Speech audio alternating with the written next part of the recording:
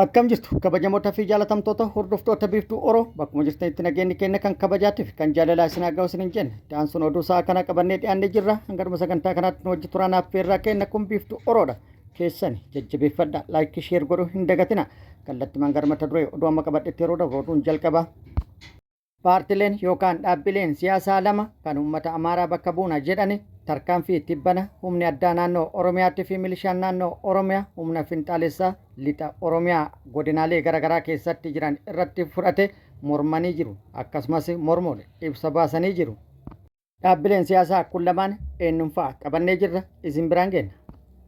Oduun itti aanu oduu oolmaa Oromiyaatti lolli loltoota mootummaatti waraana bilisummaa Oromoo gidduutti guutuu Oromiyaa zoonilee hunda keessatti gaggeeffamaa jiru akkuma itti fufetti jira. Waraanni bilisummaa Oromoo har'as injifannoo argadhe jedhee jira akkasumas gama mootummaattillee maaltu jedhame kan jedhus qabannee jirra isin biraan geenna. Oduu biyya alaatiin dhaabbanni mootummoota gamtoomanii UN Israa'el Somaalilaandiif beekamtii abbaa biyyummaa kenne jechuudhaan ibsa baasuu hordofee guyyaa borutti walgahii hatantamaa waamee jira. Guutuu oduu kanneen wajjin isin wajjin ka turu ani Bariisoo Ganamooti. Guutuun oduu wal duraa duubaan akka itti aanu kanatti isiniif dhiyaata waliin turuudhaan itti bohaaraan immoo affeerraa kenna kallattimaan gara mata duree oduutti dabra. Paartileen yookaan dhaabbileen siyaasaa Amaaraa lama tarkaanfii tibba kana humni addaa naannoo Oromiyaatti fi milishoonni naannoo Oromiyaa humna finxaalessaa daangaa Oromiyaa cabsee seenuun Oromiyaa keessatti badii garaagaraa raawwate irratti tarkaanfii fudhatan mormanii jiru. Dhaabbileen siyaasaa kunniin humna finxaalessaa daangaa Oromiyaa cabsee seenuudhaan yeroo dheeraaf yoo xiqqaate ganna 6 oliif Oromiyaa keessatti uf gurmeessuun lammiilee nagaa irratti badii garaagaraa raawwataa ture, kan lubbuu galaafataa ture, kan qabeenya uummataa saamaa turee fi mancaasaa ture, kan imaltoota konkolaataa keessaa buusuudhaan badii garaagaraa irratti raawwataa ture. Haala gara jabummaan guutameen ajjeechaa raawwataa turan. Yeroo isaan badii kana mara raawwataa turanitti waan tokkollee osoo hin dubbatin har'a yeroo nagaa buusuu fi tarkaanfii humnoonni kunneen irratti fudhatani tarkaanfiin nagaa buusuuf humnoota kanarratti fudhatame sirrii miti jechuudhaan mormanii jiru. Dhaabbileen siyaasaa kunneen Innaat Paartii fi IHAP yoo ta'an tarkaanfiin humni addaa naannoo Oromiyaatti fi akkasumas milishoonni naannoo Oromiyaa fudhatan namoota nagaa irratti fudhatan jechuudhaan tarkaanfiin fudhatame kun akka waan namoota nagaa irratti fudhatame fakkeessuudhaan himannaa dhiyeessanii jiru. Dhaabbilee siyaasaa lamaan kunneen ibsa baasaniin tarkaanfiin tibbana fudhatame sirrii miti jechuun mormii kan dhiyeessan yoo ta'u yeroo namoonni nagaa haala baay'ee gaddisiisaa ta'een lixa Oromiyaa godinaalee garaagaraa keessatti humnoota kanaan ajjeefaman waan tokkollee osoo hin dubbatin dabruun isaanii yeroo namni nagaa humnoota kanaan ajjeefamee mukatti fannifamu yeroo uummata harka qullaa itti marsuudhaan duguuggan sanyii irratti raawwatamaa ture waan tokkollee dubbataa hin turre. Biyya tokko keessatti waliin jiraata lammii biyya tokko ta'anii uma fedhee haa ta'u gocha badii lammii tokko irratti raawwatamu dura dhaabbatuun isaanirraa eeggamaa ture. Garuu kana godhuu dhabuu isaanii qaamota badii dalagan kana keessaa harka qabaachuu waan agarsiisudha. Kana immoo ofumaa isaaniitii ofirratti ragaa jiru. Hidhattoota naannoo biraa irraa ka'uun daangaa ce'uudhaan namoota nagaa qe'ee isaaniitti dhaqanii lubbuu galaafatan maaliif hin jedhin gaafa qaamota badii raawwatan kana badii raawwatan irraa akka dhaabbatan tarkaanfiin fudhatamu dura dhaabbatuun isaanii kanuma isaan taajjabsiisudha. Ibsaa fi mormii dhaabbilee lamaan kun baasaniin wal qabate gama naannoo Oromiyaatti yookaan bulchiinsa naannoo Oromiyaatti hanga ammaatti wanti jedhame hin jiru. Oduun itti aanu oduu oolmaa Oromiyaatti lolli loltoota mootummaatti waraana bilisummaa Oromoo gidduutti guutuu Oromiyaa yookaan immoo zoonilee Oromiyaa hunda keessatti gaggeeffamaa jiru akkuma itti fufetti jira. Waraanni bilisummaa Oromoo lola zoonilee hundatti gaggeeffamaa jiru kana irratti humnoota mootummaa hedduu hojiin ol taasisuun injifannoo argadhe jedhee jira. Har'as bakkoota garaagaratti haleellaa loltoota mootummaa irratti raawwateen injifannoo argadhe jechuudhaan waraanni bilisummaa Oromoo beeksisee jira. Haaluma kanaan waraanni bilisummaa Oromoo zoonii kibba Oromiyaa akkasumas kaaba Oromiyaa godina Wallootii fi kibba baha Oromiyaa Arsii bahatti humnoota mootummaan maqaa Opereeshinii waraana bilisummaa Oromoo guutuu Oromiyaa keessaa balleessuu jedhuun bobbaase irratti haleellaa raawwataniin miidhaa qaamatii fi lubbuu dhaqqabsiisuun meeshaalee waraanaa hedduus irraa hiikkatuun injifannoo irratti arganne jedhanii jiru. Waraanni bilisummaa Oromoo zoonii kibba Oromiyaa Gujii Lixaa aanaa Malkaa Sooddatti guyyaa kaleessaa haleellaa humnoota mootummaa irratti raawwateen miidhaa dhaqqabsiisuun injifannoo argadhe jedhee jira. Aanaa Malkaa Sooddaa gandaa cimaa gafarsaa iddoo addaa luuccuu radolee jedhamutti haleellaa humnoota mootummaa irratti raawwateen humnoota mootummaa 9 battalumatti addunyaa kanarraa godaansise shammadeessuun kanaaf immoo iddoorraa baqachiisuun bittinneessa jedhuudhaan waraanni bilisummaa Oromoo zoonii kibbaa kan beeksise yoo ta'u meeshaalee waraanaa hedduus irraa hiikkadhe jedhee jira.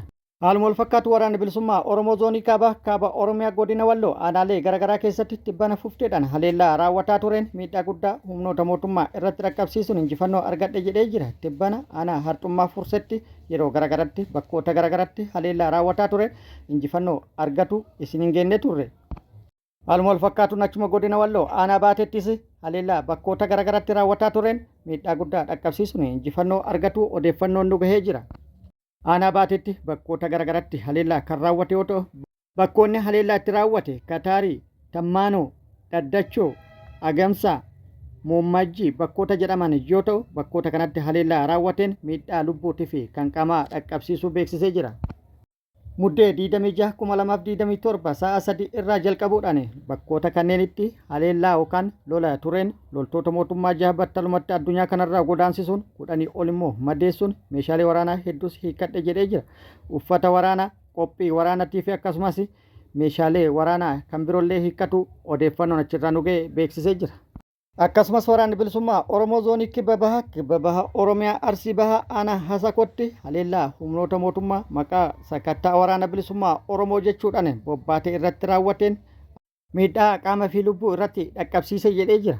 Aanaa Hasakoo ganda dirree Odaa iddoo addaa waraaboo jedhamutti humnoota mootummaa magaalaa Hasakoo irraa maqaa sakattaa waraana bilisummaa Oromoo jedhuun bobbaatee hawaasa irratti dararaa garaagaraa raawwataa turte irratti haleellaa raawwateen 3 battalumatti addunyaa kanarraa godaanse 7 madeessuun kanaaf immoo bittinneessuun gara magaalaa irraa dhuftetti deebise jedhee jira. Bakkoota lolli itti gaggeeffame kanaan wal qabate gama mootummaatti odeeffannoon maaltu jira jennee argachuuf yaallee turre gara mootummaatti odeeffannoo jiru immoo argachuu hin dandeenye yookaan immoo wanti jedhame hin jiru. Ta'ullee mootummalleen gama isaati opereeshinii waraana bilisummaa Oromoo balleessuu guutuu Oromiyaa keessatti gaggeessaa jiru cimsee itti fufee jira. Haala adda ta'een immoo duula bifa biraatiin opereeshinii waraana bilisummaa Oromoo balleessuu marsaa biroo gaggeessuuf karoora haaraa fi adda ta'e qabatanii gadi dhufaa jiraachuun beekamee jira. Karoorri haaraa fi opereeshinii marsaa itti aanu humnoota qaban hunda tokko osoo hin hafin baatii 2 guutuu Oromiyaa keessatti bobbaasuun waraana bilisummaa Oromoo irratti duula bal'aa gaggeessuuf akka ta'e iccitiin keessoo isaaniitii bahe ifoomsee jira. Humnoonni kunis humna addaa naannoo Oromiyaa, milishaa naannoo Oromiyaa, poolisii naannoo Oromiyaa, raayyaa ittisa biyyaa bakka jiru hundarraa akkasumas kaabinoota fi humna riphee lolaa adda ta'e akkasumas humna basaastuu qaban hunda bobbaasuun gaggeessuuf qophii xumuruu fi karoorri isaanii lafa gahuun dhagahamee jira. Gama biraatiin immoo opereeshinii yeroo ammaa gaggeessaa jiraniin guutuu Oromiyaa keessatti namoota nagaa irratti miidhaan dhaqqabaa jiraachuu maddeen odeeffannoo garaagaraa gabaasanii jiru. Waraana bilisummaa Oromoo gargaarta hariiroo qabda ilma keettuu waraana bilisummaa Oromoo keessa jira jechuudhaan keessattuu lixa shaggarii fi akkasumas kibba lixa shaggaritti miidhaan guddaan hawaasa irratti dhaqqabaa jiraachuun maddeen odeeffannoo garaagaraa gabaasanii jiru. Oduu biyya alaatti manni maree nageenyaa UN Israa'el Somaalilaandiif beekamtii kennuu erga ibsitee booda dhimma Somaalilaandii irratti mari'atuuf walgahii hatattamaa waamee jira. Israa'el haala adda ta'ee fi hin yaadamin Somaalilaandiif beekamtii biyyummaa kenne jechuudhaan ibsa baasuun isii addunyaa baaraksee jira. Kana irratti mari'atuuf manni marichaa wiixata boru walgahii ariifachiisaa taa'uun dhimma Israa'el Somaalilaandiif beekamtii kennuu irratti ni mari'ata jedhamee jira. Kana kan ibse dhaabbata mootummoota gamtoomanitti ambaasaaddara Israa'el Daanii Daanoon yoo ta'u Israa'el marii siyaasaa irraa duubatti hin deebitu jechuudhaan dubbatee jira. Israa'el Somaalilaandii kan Somaaliyaa irra walabummaa labsatte biyya walabaa fi abbaa biyyummaa qabdu ta'uu ishii beekamtii kenne jechuudhaan biyya addunyaa irraa kan jalqabaa taatee jirti.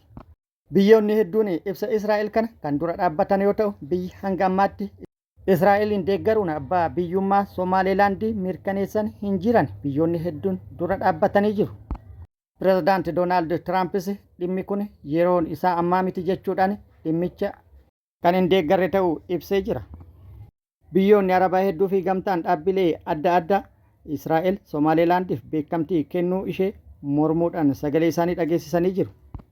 Akka gamtaatti gamtaan Afrikaa, Liigina Arabaa akkasumas gamtaa Awurooppaa fi dhaabbanni biyyoota gamtoomanii UNs dhimma kana kufaa taasisanii jiru.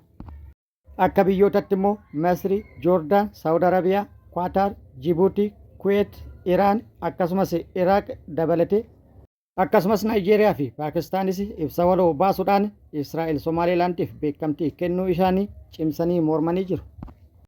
Ibsa waloo baasanii chaartara dhaabbata biyyoota gamtoomanii fi seera idil addunyaa kaasuun abbaa biyyummaa fi walaabummaa naannoo mootummoota akka eegamu gaafachuun murteen kun mul'ata babal'ina Israa'eliiti jechuudhaan qeeqanii jiru. Haaluma wal fakkaatuun gamtaan Awurooppaallee abbaa biyyummaa fi walabummaa naannoo Somaaliyaa kabajuun barbaachisaa ta'uu ibsee jira.